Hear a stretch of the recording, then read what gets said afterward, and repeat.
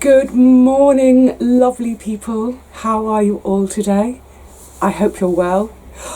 Oh, I'm so happy today. Oh, just really, really happy. It's the summer solstice. Yay! Now, I don't quite know why, but I just love this day every single year. I've never been able to quite put my finger on it. I love all the seasons for various different reasons, you know. Love feeling cosy in the winter, love mucking about in snow if we have snow, and all the colours and the leaves and the crispness of autumn. But for me, summer is my absolute favourite season. I just adore it. Are you getting the idea? Oh my goodness. There's just something about summer where I feel more myself than at any other time of year. I have this sense of freedom, I guess, of being unburdened, both literally and metaphorically. I mean, literally, I'm sort of unburdened of all the layers of clothes. I love summer for the fact that you can just chuck a frock on and go out and get on with your business. Oh, absolutely divine, excuse me. Yeah, and I think for me, I definitely feel this sense of I slow down at this time of year. I think in general people do. You know, I always notice in the summer when we've got these gorgeous, bright, warm days that as I'm up and down the high street doing my business, it seems that everyone's just chilling it down a little bit, just going a little bit more slowly. People seem to have more time to stop and chat in the street, you know, unlike if it's a howling gale and all you want to do is get from A to B in the quickest time possible and rush and dash about your business. And then in the summer, there is no rush. I suppose in a way, the summer solstice is, for me, it's like a door or a gate has opened into this beautiful world that is serene and slow and quiet. The worries and the troubles and the stresses, they just seem to melt away somehow.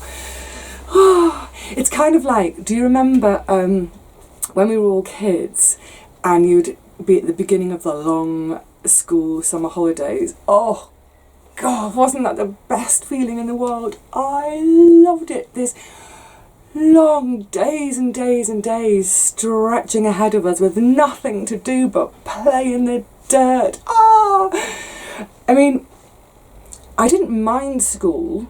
You know, I was okay at school. I was quite academic as well as artistic, so I didn't mind school. But I loved the freedom of summer. I loved that, just being out all day and half the night, you know, when your mum has to call you in at 8 o'clock, even though it's still light and you still want to play, but you just hours and hours and hours of play each day, being in and out of the sea each day, gradually turning into a little sea otter over the course of the summer. Oh, so perhaps one of the reasons I love this day in the year as an adult is because it sort of triggers that kind of childhood memory of, even if I haven't been able to articulate it as a child, this represents the beginning of a period of time of freedom. No more school, yay! And to an extent that's true for the garden, because everything's planted and sown now. And so for the next few weeks it'll all be the little bits of tinker jobs like watering and weeding and doing bits of tying and bits of nipping out and generally just being in the garden instead of doing the garden. So I'm going to get out there in a minute. I don't have very much to do today. I was comparing with last year, and this time last year I was already nipping out the tops of my climbing beans. Not this year, they're nowhere near that yet. which would give me cause for concern if it weren't true for pretty much all the beans on all the different plots on my site. I was having a quick look when I came down this morning, and most folks' beans are up maybe 2 or 3 feet, so I shan't be nipping out my tops just yet, but I'm going to go and check on the tomatoes, see if there's some side shoots to nip out, which I'll show you in a second. And I've got a little bit more lavender to plant today because, oh my goodness, this is so exciting. Sorry, this is a bit of a catch-up session, isn't it? Because I haven't, I've hardly been in the garden the last week, just watering really. And actually the last video you saw, the Coco de Paimpol, I'd actually filmed that a whole week earlier. So in terms of actual sort of being in the garden to do anything other than water, I haven't really been here for like 2 weeks, which is really, really long. But there's a very good reason for that. I've been working really, really hard. I'm tearing my hair out at times to get my little online shop going, which I have now. So I'll put a little linky thing underneath. Remind me to put the link in. So for now, I've just started with the bunting, just as a bit of a sort of a soft opening, just to see how it's going to go, because trying to configure how to do postage and all these things has been an absolute nightmare. So I thought I'll start with the bunting, and if that goes smoothly-ish, or if there are issues, I can hopefully iron those out over the next week or so, and then I can start adding the other departments to the shop. So things like linens and china and glassware and baskets and tins and, did I say linens? And books and all sorts of lovely, lovely things. So back to the lavender. Yes, so I had almost 3 days in hours, getting on for, gosh, 34 hours or so, sitting at my desk over 2.5 days, trying to work out this technology stuff, and it's just not me. But I persevered. I got there in the end. So although the sort of the design and the look of the website isn't quite how I'd like it at the moment, excuse me itching, I've been bitten right on the back of my neck. Yeah, so it's not exactly how I'd like it to look at the moment, but it's functional.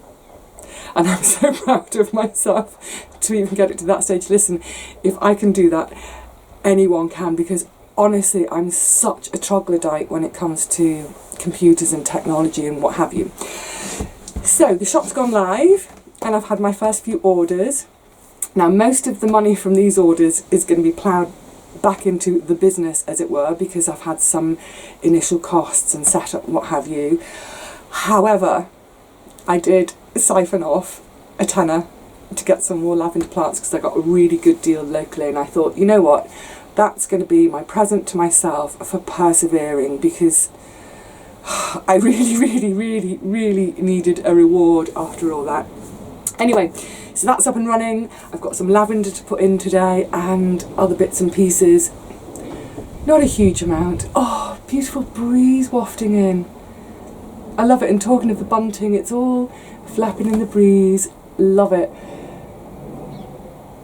These are the happy halcyon days coming now.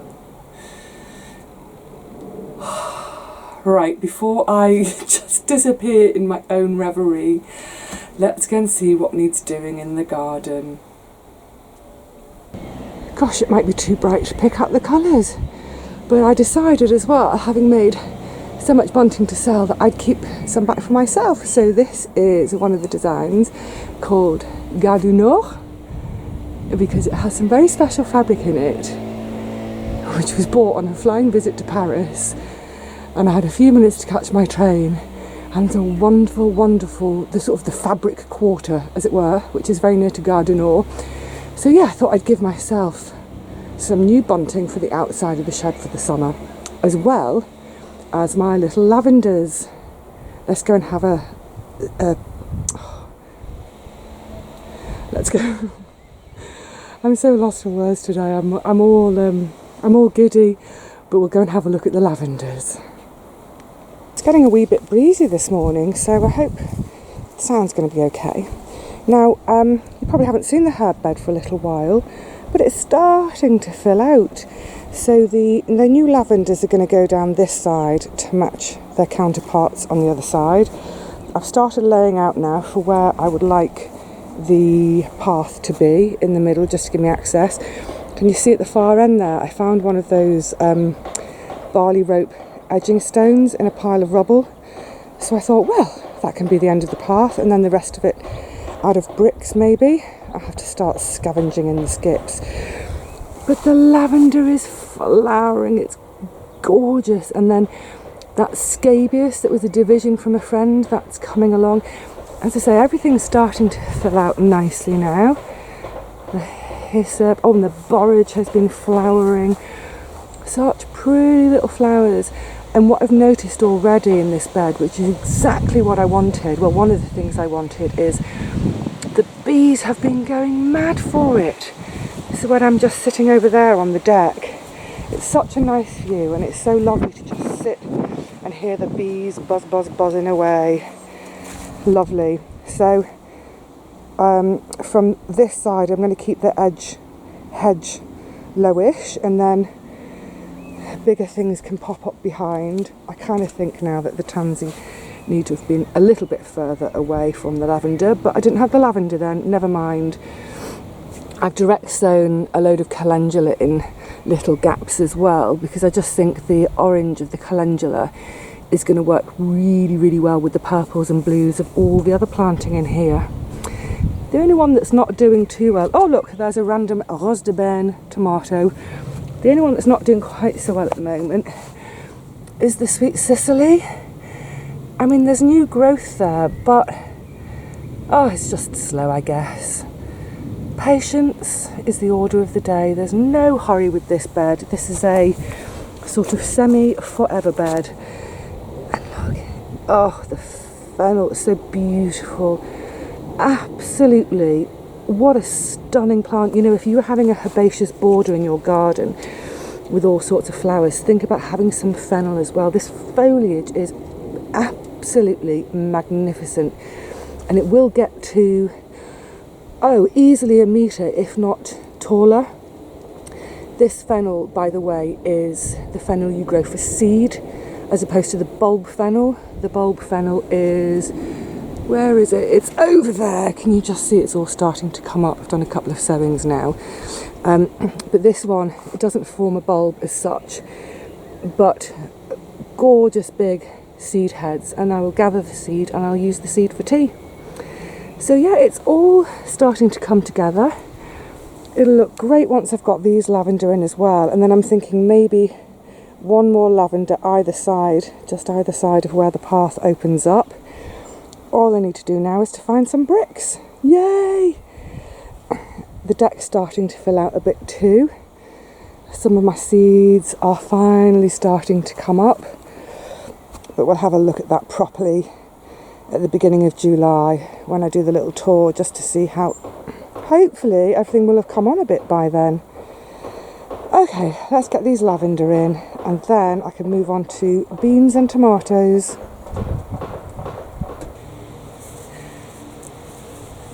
Honestly, I cannot think of a more lovely way to spend the morning of the summer solstice than planting these gorgeous lavender. Just handling them. Oh, let's have a bit more grip. Just handling them, their scent is coming off. And for me, it's just one of my absolute favourite smells. It's always such a sort of clean, fresh smell. Oh, it's just heavenly.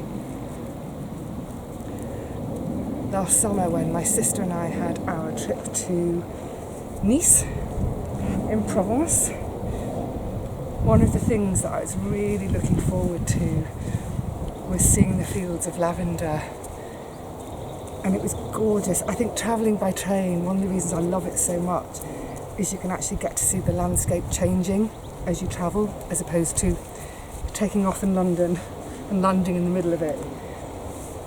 So yeah, watching the landscape change from the sort of the arable farmland in the north of France, and the further south we go, I'm sure I've said this before, but the change of the trees from the deciduous trees of the north to the pines and the cypresses in the south, and then, oh, beautiful, the first views of the lavender fields. It's something to behold. If you love lavender and you get the chance to go to Provence, go. And of course, the fields and fields of sunflowers too. So beautiful. Oh, I think I want to live there. It's possibly a bit too hot for me. But yeah, so to have my own, little few lavender in the garden this year, it makes me so ridiculously happy. It's kind of hard to explain, I think, to anyone who doesn't understand the joy, the love of gardening, how a simple plant can make one so happy. I'm sure you all get it though. I'm sure you all have that one thing in your garden that you just love. It's like the tomatoes are for me, of the veg. I love having the tomatoes because of all the tinker time with them. Oh, heaven. Isn't this what life should be about? Taking time out, turning off the electronic devices, ignoring the news for a few hours, just communing with all this. Oh, love it, love it, love it, love it.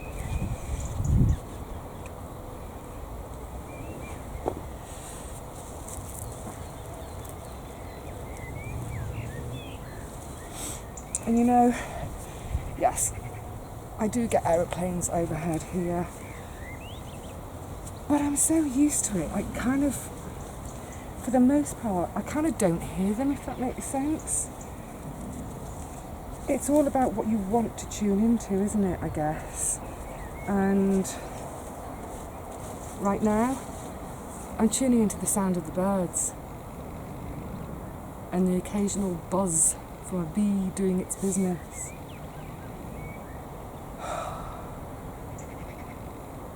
Bliss. Right, chop chop Vivi. I'm getting too blissy. When I get too blissy, the work stops. 2 more to go in, and then we'll stop and be blissy.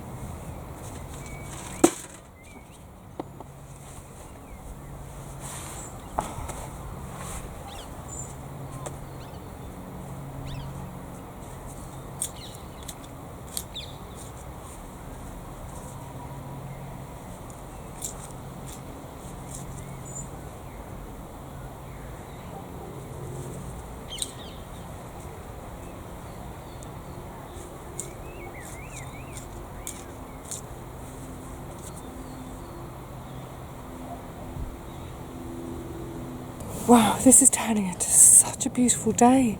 I had no idea it was going to be like this. I was just going to pop here for the morning, but I might have to stay all day. Anyway, stop digressing. So I'm going to try and show you in a second about the removal of side shoots from tomatoes. Now, I know there are a lot of you who know how to do it, know already, but this is for those of you who don't know, or this is your first year gardening or your first year with tomatoes. Now, the idea with removing the side shoots, and this is where it's a bit tricky this year because I'm not growing my normal varieties and I don't know what some of them are supposed to be. But there are basically 2 types of tomato in terms of how they grow. There are bush varieties and there are what are called cordon varieties. You might also hear them called determinates and indeterminates. Determinates are bushes, that's determined. The indeterminates are the cordons. Cordons want to go up. So if you have a bush variety, you don't remove the side shoots because that's going to form part of the bush. With the ones that go up, the cordons or the indeterminate, correct me if I'm wrong, the thinking behind taking the side shoots off is that it puts more energy, or if you leave the side shoots on, that's taking away energy from the plant, and you want that energy to go up and up and up, flies, up and up and up, to produce your flower trusses higher up the plant. So I'm going to see if I can select a plant, because I've done it already a couple of days ago, but I'm going to select a plant where it's very obvious, hopefully. Hopefully this is going to show. So, on this plant, here is the main stem. I'm trying to look in the screen at the same time to see if it's showing. Main stem. Here's a little flower truss forming. Flower truss. Here is a leaf that has formed. Now, in the crook of where the leaf joins the main stem, this has grown. This is one of the side shoots. This is coming out. Just snap it out. Out it comes. And likewise, just below, here is the leaf. Here's the stem. There's a little side shoot. Out you come. Out you come, out you come. So now you can see, in particular here, where I took that side shoot out here, the energy that was using up, hopefully can now go into this flower truss and give me some good tomatoes. Any more for any more. Here's another little one. Try to catch them when they're little, do you see? So again, here, it's really fiddly to show you. Here's the stem. Here's the side leaf. And in the crook of the side leaf and the stem, out it comes. Likewise, a really tiddly one just underneath it. It's a job I absolutely love to do. You know, like I was just saying a second ago, can you see me through the foliage? So I was just saying a second ago with the lavender, or does it look like a talking tomato bush? Not a bush tomato. Yeah, like I was saying about the lavender with that scent, and we all know how scent and memory, they work together, they're hand in glove. The scent of the tomatoes as I'm handling them and doing these little jobs, whether it's tying in or taking out the side shoots, it just sends me and takes me back to memories of my grandfather in his greenhouse. I love it. Now, before anyone shouts at me, yes, you can pop this up and get a whole new little plant from it. I would do that, except I don't have any space for any more tomato plants. Yay! So it's just going to go in the compost. Well, I've got a few more of these to do. Oh, there's a massive one I've missed there. I've just noticed sometimes if I miss and it's gotten really, really big, I leave it. That's massive. It's almost plant-sized on the next door plant. Okay, so let me get on with this and lose myself in the scent and the memories.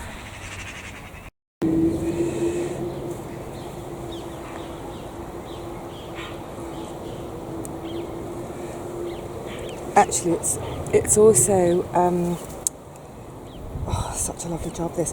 It's a good opportunity as well to see where things need a bit more support and tying in, because things are starting to grow and grow a bit fast. So it's one of those jobs where I think, wow, I only did this a week ago. So look, can you see this one? 2 big side shoots. 1, 2. That's pretty much in the space of a week. And in terms of tying up, I need to tie here now, and there is the tie from last week. Isn't it great when things finally start to grow? Oh my goodness. What a nerve-wracking year it's been. I think also, I might have some carrot seed starting to show. About blooming time. Oh my goodness. Yes, a harum-scarum year.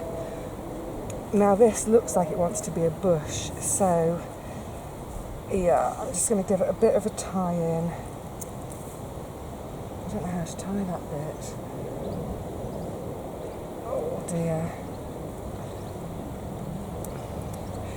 it'll only be a short space of time now before I have to start thinking about putting teepees up and over all of them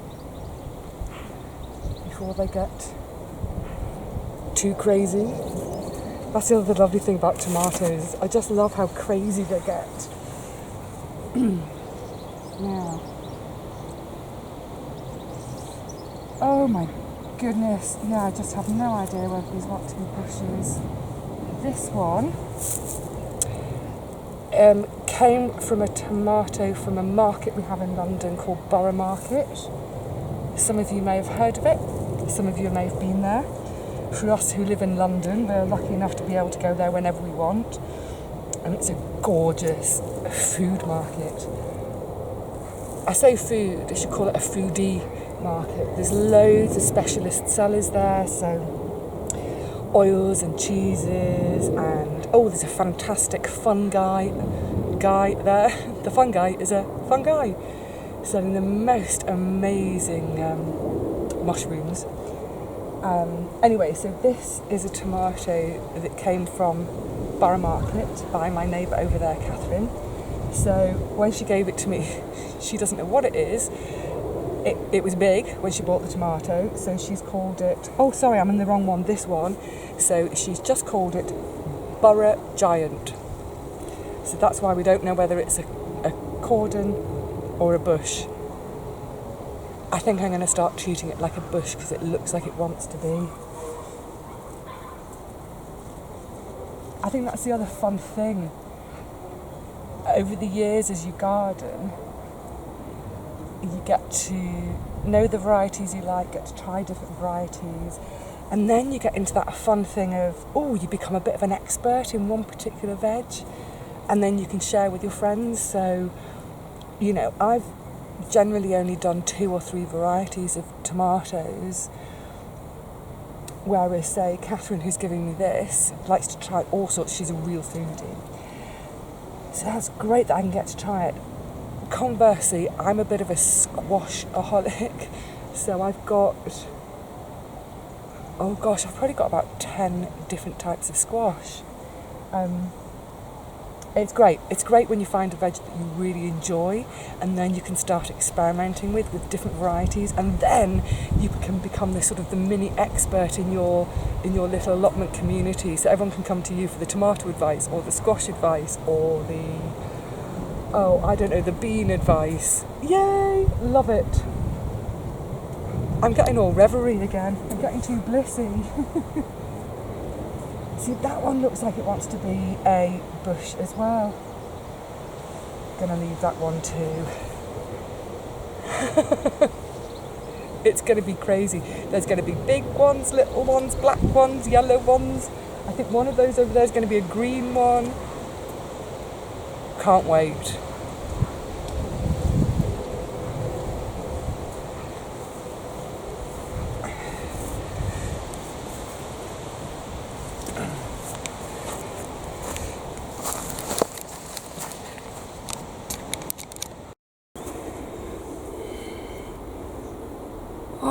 This has been such a lovely morning. Got my perfect little beanbag patch here to enjoy the sun on this gorgeous solstice morning. Beautiful. Hey Poppy. And the cats, of course.